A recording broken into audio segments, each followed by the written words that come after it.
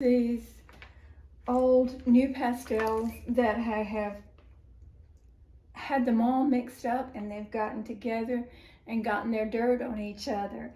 So I find that I'm going to need them for the next project that I'm going to work on.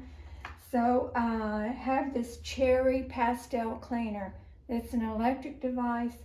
It's filled with grits, dry grits, and it rotates and spins the grits, and so it cleans the pastels. I'm going to put these in. That may be too many for this one go round, but I get it started anyway. I've already cleaned the warm colored pastels, most of them, and they came out so nicely clean and sparkling. So now I'll separate these into a tray and keep them separate so that I can have them for my next project. I'm going to turn this on now. It's a little noisy. I'll let it run for about 5 minutes. And then when it is finished cleaning all of it, after about 5 minutes, and I think they're all clean, I can use this little scoop and take them out of the grits and put them over here. Great little device for pastel artists who might have old pastels or they don't keep them clean. It's a lot quicker than doing them one-on-one, which is what I normally do when I'm working on a project.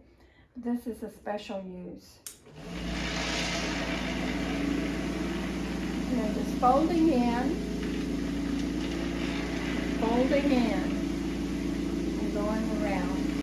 I'm continuing with my reorganization project of getting my pastels the way I want them. Because I'm going to be doing some seascapes, I wanted to get all my greens and blues in the same place rather than scattered in different locations, and so that they're always there right at hand when I want to use them. Yesterday I went to Target and I found these baking pans. That's 9 by 13. And at least for the moment, I think that's what I'm going to use to put color ranges together in. I've started with the greens, and these are not too heavy, and these are not my softest pastels. So I think it'll be able to just layer those and keep them on the table and full access. But before I can continue that job, it's a grits kind of day. The grits go in the cherry pastel cleaner along. They're nice and white. The ones I just threw away were a very dirty gray black.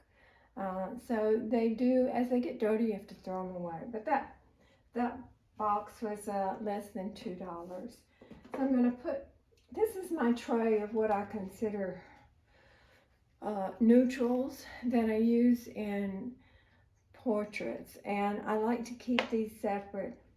Basically, I call them neutrals because I can't look at it and say it's a specific color. It's not green or blue or red or yellow.